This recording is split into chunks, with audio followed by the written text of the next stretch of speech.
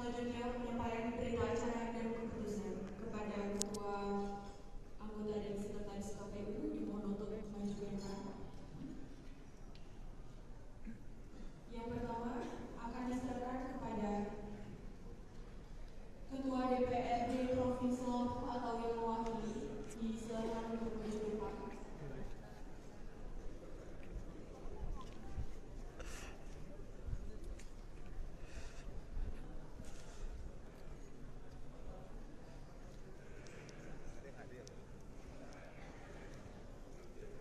Selanjutnya kepada pasangan calon gubernur dan wakil gubernur nomor urut 1, 2, 3, dan 4 dipersilakan untuk maju ke depan.